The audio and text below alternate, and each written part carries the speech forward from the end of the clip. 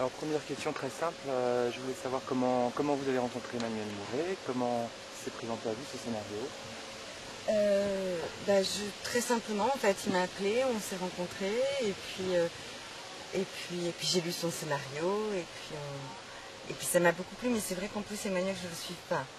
C'était quelqu'un avec qui j'avais très envie de travailler, que je trouvais à la fois très très singulier dans le cinéma français, et pour moi, un des cinéastes les plus, pas seulement prometteurs, ça veut rien dire, mais moi qui m'intéressait le plus, donc j'avais déjà très envie de travailler avec lui. Et lorsque j'ai lu le scénario, j'aimais beaucoup cette histoire, j'aimais beaucoup ces personnages et cette espèce de décalage, ce paradoxe entre quelque chose d'à la fois très très très burlesque, assez surréaliste, et puis ces sentiments qui vous rattrapent. Et bon, j'étais très acquise à la cause quand même, hein, d'emblée. Le personnage que vous interprétez, le personnage de Julie, c'est un personnage assez, comment dirais-je, assez cartésien, assez, d'ailleurs elle a Très pragmatique très aussi, pragmatique. scientifique. Comment vous êtes mis dans ce rôle-là, alors que l'enjeu ce sont quand même justement les désirs, les sentiments. Mais en fait, c'était ça qui était intéressant d'ailleurs dans le personnage de Judith, c'est qu'elle est à la fois scientifique, cartésienne, pratique, elle a un sens pratique, c'est quelqu'un d'assez calme, qui est marié, qui est installé, et puis qui est heureuse. Et j'aimais justement que sa fantaisie se traduise par quelque chose de complètement incongru, qui consiste tout de même à rendre service à son meilleur ami en couchant avec lui. Je trouvais ça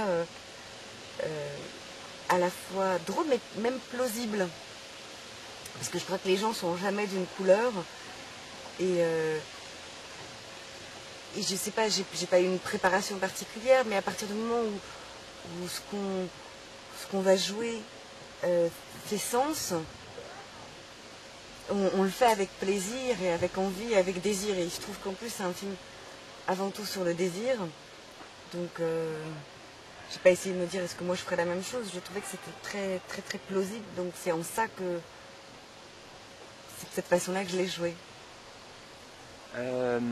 Comment ça se passe avec un réalisateur à la fois acteur, comment il est Emmanuel Mouret avec ses comédies en étant en même temps acteur, ça doit être assez rassurant en même temps, je pense.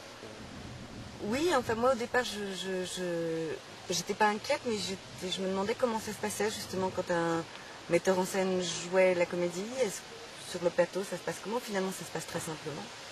Il connaît très bien son chef opérateur et son ingénieur du son, donc techniquement il règle ses trucs, et surtout ça ne lui enlève en rien de l'écoute envers ses partenaires.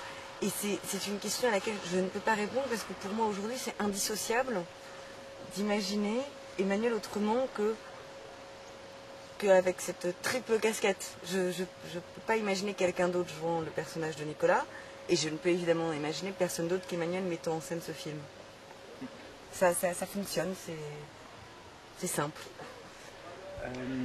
Alors, comme vous connaissez l'univers un peu d'Emmanuel Mouret, est-ce que vous avez senti qu'il allait un petit peu, alors en dehors du fait que le film est très drôle, très burlesque, que commençait à pointer une certaine gravité, peut-être encore davantage que ses précédents films? Oui, absolument. C'est vrai que ça, par exemple, Un baiser s'il vous plaît, c'est à la fois une comédie, mais c'est une comédie dramatique. Parfois, elle va vers le mélo, mais parce que je crois aussi et c'est quelqu'un qui parle d'amour, de sentiments amoureux, et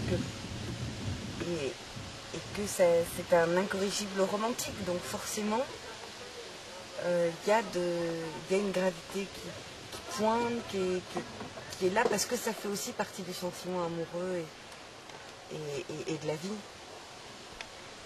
Dernière question, est-ce qu'en ayant vu le film, est-ce que vous avez eu l'impression aussi, peut-être aussi par l'expérience du tournage, avec l'expérience du film, est-ce que vous avez eu l'impression que ce film était emblématique d'une certaine génération, de gens qui se préservent, qui sont en confusion parfois avec leurs sentiments, Est-ce que vous avez l'impression que ce film par exemple, est assez représentatif de ça ou pas du tout?